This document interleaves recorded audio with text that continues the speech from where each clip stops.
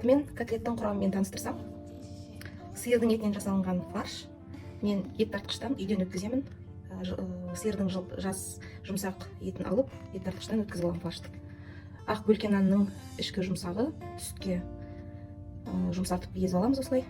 Пияз, 2 жұмыртқа, тұз, қара бұрыш. Бастайық.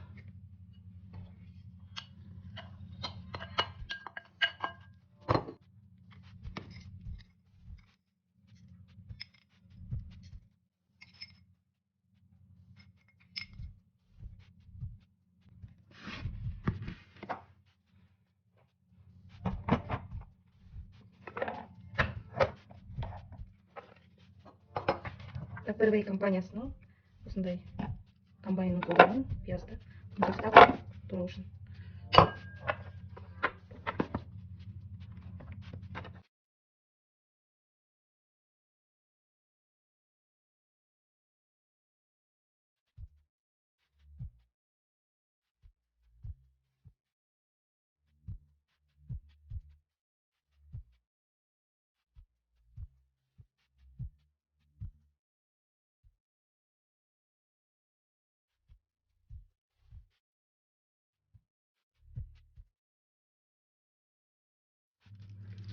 Котлетіміз дайын болды.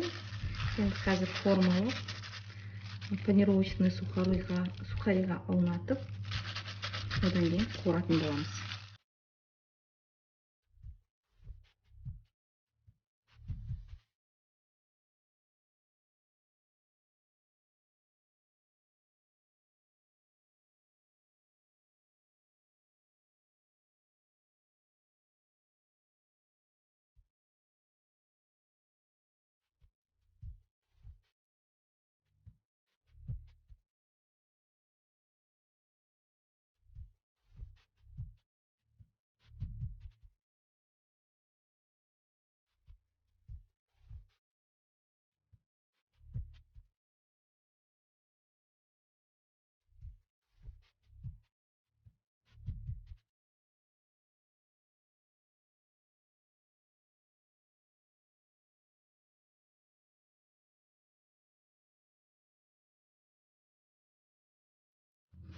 Майға қуырып алған котлетімізді духовкаға арналған ыдысқа салып, 180 градусқа қызып тұрған духовкаға 20 минутқа пісіріп аламыз. Пісуге 5 минут қалған уақытта үстіне сыр сепуге болады. Қалауларыңызша. Сеппей, осылай күйінде пісіруге де болады. Мен духовканы алдын ала қыздырып қойдым. Духовканы кемінде жарты сағат бұрын алдын ала қыздырып қойған дұрыс. Котлетіміз піскенше гарнир дайындаймыз. Бүгін бұқтырылған капуста, яғни 40 қабат дайындайтын боламыз. Мен табаны қыздырып қойдым. Аздап май құйып көкөністерді қуыратын боламыз. Пияз, сәбіз, 40 қабат және томат.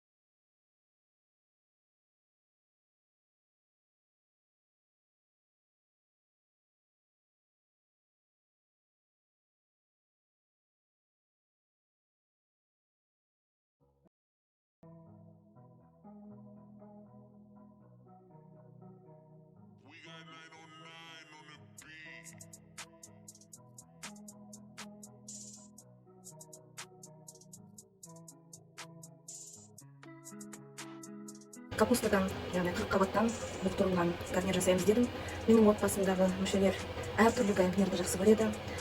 Біреулер пюре жейді, біреулер капуста жаңағы бұқтырылған, біреулері гречканы жақсы көреді. Осы гречканы дайындаудың тез әрі жылдам пісетін жолын сіздерге көрсеткелі отырмын. Гарнир ретінде мен үнемі осылай дайындаймын. Қуырмай, қайнатпай пісірілетін гарнир.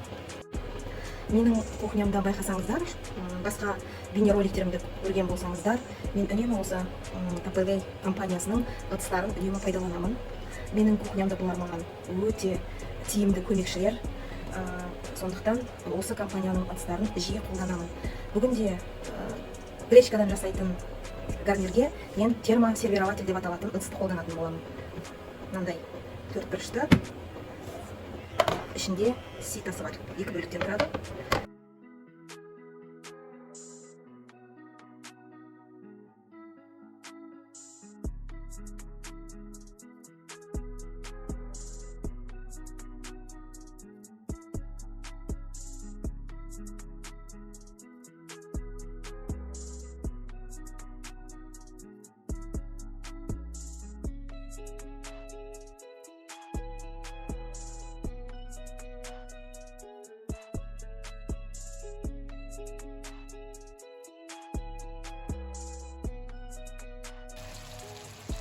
Пісуге 5 минуттай қалған уақытта бұл тұрған 40 қабат капустамыздың үстіне татымына қарай тұз саламыз.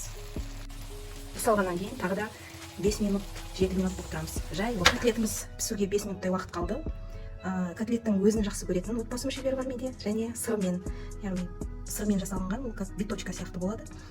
Мен сырға Голландия сырын алдым, және су құймай. Котлетіміз дайын, 5 минуттан кейін піседі. Көрдіңіздер, ешқандай май құймаймыз, су құймаймыз, котлеттің өз майымен.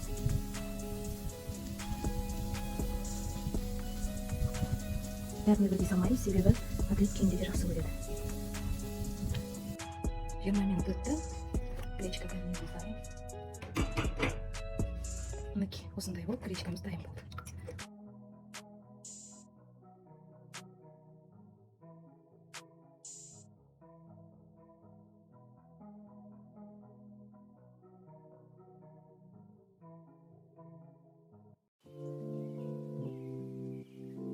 Ол гречка. Дастарханға осылай әдемілеп көкшеп сөгіп ұсынсаңыздар болады.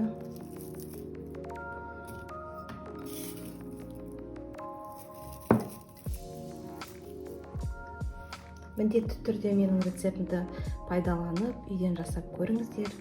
Тез әрі жеңіл дайын болатын, тез жылдам дайын болатын тағамның түрі. Видеоны соңына дейін қарап, бүгін менімен болғандарыңызға көп рахмет. Рецептерім ұнап жатса, міндетті түрде үйден жасап көріңіздер. Каналыма тіркеліп, лайк басып, қоңырау басып, және жақсы пікір қалдырып кетуді ұмытпаңыздар, достар. Каналымда келесі кездескенше күн жақсы болсын, астарыңыз дәмді болсын.